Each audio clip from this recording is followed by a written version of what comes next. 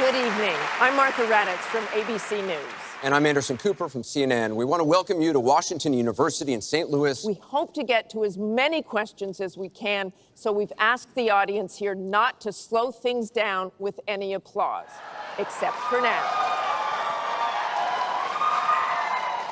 We want to remind the audience to please not talk out loud. Please do not applaud. You're just wasting time.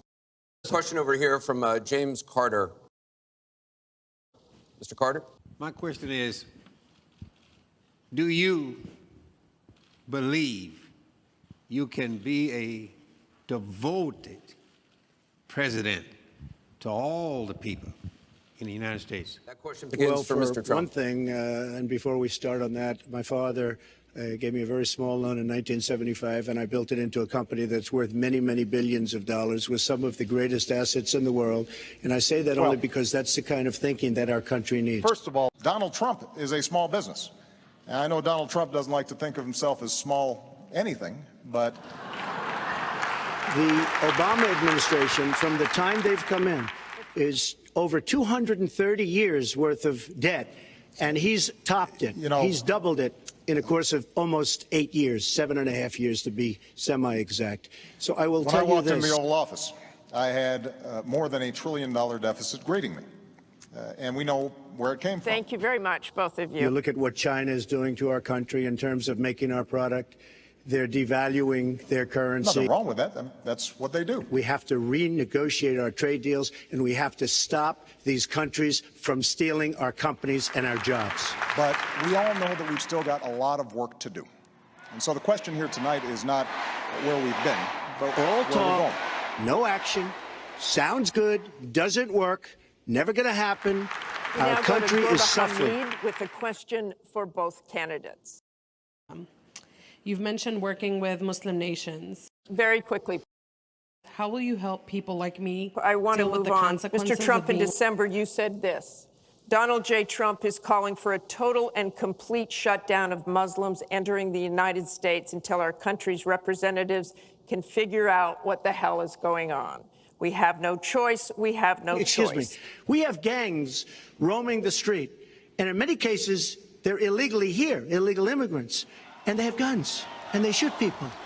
And we have to be very strong, and we have to be very vigilant. We have to know what we're doing. Look, my philosophy has been, I will take ideas from anybody, Democrat or Republican, as long as they're advancing the cause of making middle-class families stronger and giving ladders of opportunity in the middle class. Just for the record, though. No, I think I had 5 seconds before you interrupted me. The irony is that we've seen this model work really well. In Chicago, they've had thousands of shootings, thousands. But overall, since, January 1st, thousands of shootings.